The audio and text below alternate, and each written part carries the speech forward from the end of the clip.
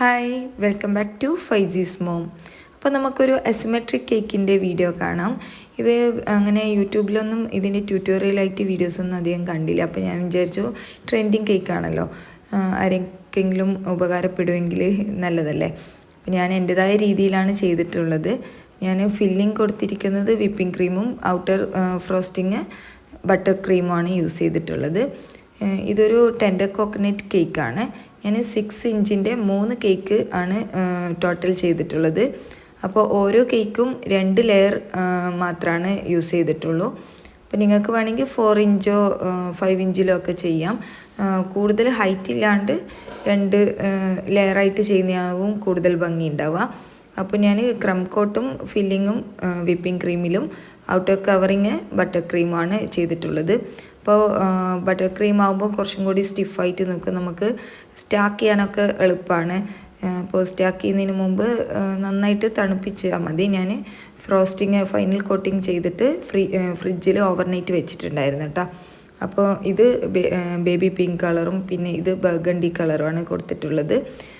ആദ്യം കൊടുത്തത് lemon 2 ഡ്രോപ്പും 1 drop ഗ്രീനും ചേർത്തിട്ട് മിക്സ് ചെയ്തിട്ട് യൂസ് ചെയ്ത കളറാണ്. അങ്ങനെ 3 കേക്കും തലേന്ന് രാത്രി തന്നെ ഫ്രോസ്റ്റ് ചെയ്ത് വെച്ചിട്ടുണ്ടായിരുന്നു. നെക്സ്റ്റ് ഡേ മോർണിംഗ് ആണ് ഇത് ഞാൻ ഫ്ലിപ്പ് ചെയ്യുന്നുണ്ട്. കാരണം താഴ് ഭാഗത്തും മുകൾ ഭാഗത്തും ഒരുപോലെ ഷാർപ്പ് എഡ്ജ് പോലെ കിട്ടാൻ വേണ്ടിയിട്ടാണ് അങ്ങനെ ചെയ്യുന്നത്. അപ്പോൾ കുറച്ചും കൂടി നീറ്റായിട്ട് ചെയ്യാൻ പറ്റും.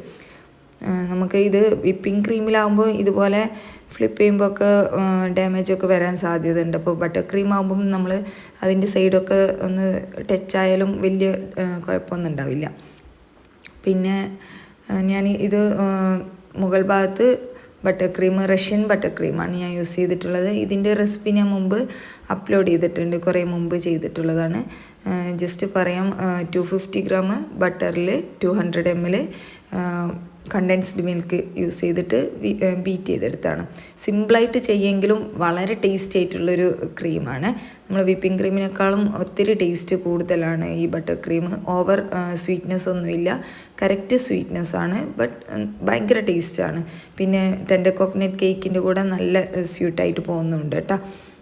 പിന്നെ ഇത് ഞാൻ എല്ലാ കേക്കും അതുപോലെ തന്നെ ഫ്ലിപ്പ് ചെയ്തിട്ട് ഫിനിഷ് ചെയ്തെടുത്തിട്ടുണ്ട്. അപ്പോൾ ഇതാണ് ബേസായിട്ട് കൊടുത്തിട്ടുള്ള കേക്ക്. ഇത് സെക്കൻഡ് ലെയറാണ്. അപ്പോൾ ഇത് ഇങ്ങനെ ജസ്റ്റ് ഒന്ന് സ്പാച്ചില വെച്ചിട്ട് ഇതാക്കുമ്പോൾ തന്നെ നമുക്ക് കേക്ക് ഇളകി കിട്ടും. അങ്ങനെ താഴത്തെ കേക്കിൻ്റെ മുകളിൽ കുറച്ചൊന്ന് മാറ്റിയിട്ടാണ് വെക്കുന്നത്. ഈ ഒരു അസിമെട്രിക് മോഡലിലാണ് ഈ ഒരു കേക്ക് സ്റ്റാക്ക് ചെയ്യേണ്ടത്. അപ്പോൾ ഇതാണ് ഏറ്റവും ഡിഫിക്കൽട്ട്, അല്ലെങ്കിൽ നമുക്കൊന്ന് സ്റ്റാക്ക് ചെയ്യാനൊക്കെ ഒരു പേടി തോന്നുന്നൊരു സ്റ്റേജ് എന്ന് പറയുന്നത്. പക്ഷേ ഇത് നമുക്ക് അത്ര ഞാൻ ഉദ്ദേശിച്ച അത്ര ഡിഫിക്കൽട്ടായിട്ട് എനിക്ക് ഫീൽ ചെയ്തില്ല കേട്ടോ. ഒന്നാമത്തെ കാര്യം ഇത് ബട്ടർ ക്രീമിൽ ഫ്രോസ്റ്റ് ചെയ്തതുകൊണ്ടാണ്. പിന്നെ വിപ്പിംഗ് ക്രീം ആകുമ്പോഴാണ് നമുക്ക് ഈ ഒരു ഫിനിഷിങ്ങിൽ കിട്ടില്ല. പിന്നെ ഇതിൻ്റെ മുകളിൽ നമുക്ക് നോട്ട്സ് എന്തെങ്കിലും എഴുതാനുണ്ടെങ്കിൽ ഈ ഒരു അസിമെട്രിക് മോഡൽ തന്നെ അതും എഴുതിയാലാണ് കുറച്ചും കൂടി ഇതിന് സ്യൂട്ടാവുക. അപ്പോൾ ഇത് ഞാൻ എൻ്റെ സിസ്റ്ററിൻ്റെ മോൾക്ക് വേണ്ടിയിട്ട് ചെയ്തിട്ടുള്ളതാണ്. അവൾ 10th ഫുൾ A+ വാങ്ങിയിട്ടുണ്ടായിരുന്നു. അങ്ങനെ അതിൻ്റെ ഒരു സന്തോഷത്തിന് ചെയ്തിട്ടുള്ളൊരു കേക്കാണ്.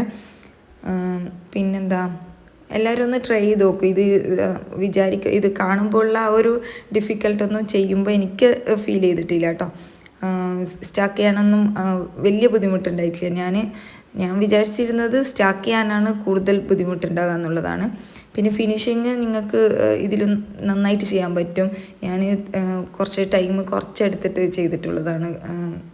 അതുകൊണ്ട് കുറച്ച് പാകപ്പിഴകളൊക്കെ ഉണ്ട്. എന്നാലും അൽഹംദുലില്ലാ ഞാൻ ഉദ്ദേശിച്ച രീതിയിൽ തന്നെ അത് ഫൈനൽ ഔട്ട്കം വന്നിട്ടുണ്ട്.